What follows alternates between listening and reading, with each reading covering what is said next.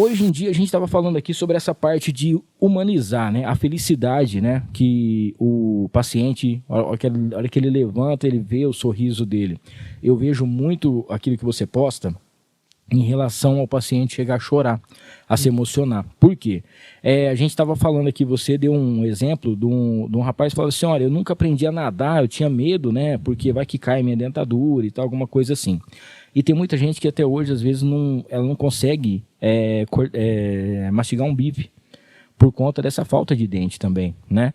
Então, vamos dizer assim, a dignidade da pessoa em poder se alimentar melhor, poder comer aquilo que ela sempre teve vontade, eu acho que quando eu vejo que você recebe um abraço de um paciente seu, eu vi outro dia uma pessoa até que a gente conhece, e ela te deu um abraço e chorou, mas ela chorou copiosamente, sim.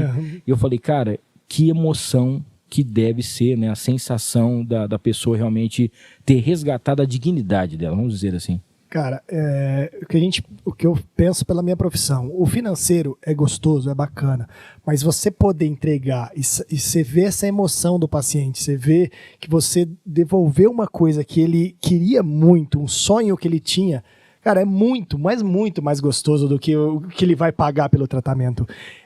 Você sabe que você está fazendo o seu melhor e você está devolvendo, dando essa nova chance dele poder se alimentar melhor, dele poder ter um convívio social, porque muitas pessoas às vezes não reparam, mas, por exemplo, o pai, o avô, tá ali, vai se alimentar, às vezes vai comer alguma coisa na frente dos filhos, ele não se alimenta ali, ele espera todo mundo terminar de comer e come sozinho. Às vezes a pessoa passa isso no dia a dia e não percebe.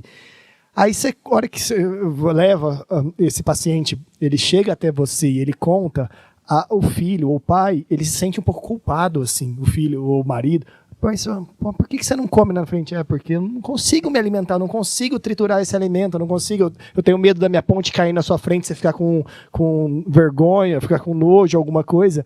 Então, você poder devolver, cara, é muito gostoso. É um tratamento que a gente fala, não adianta você querer só pensar no financeiro. Você fazer um tratamento humanizado, de você tratar bem, de você cuidar, pegar para cuidar, como se fosse seu pai ou sua mãe, é o mais importante. E aí, gostou desse corte? Então não esqueça, se inscreva no canal, ative as notificações, dá aquele like e compartilha para todo mundo. O link para o episódio completo tá aqui embaixo. É só clicar e assistir.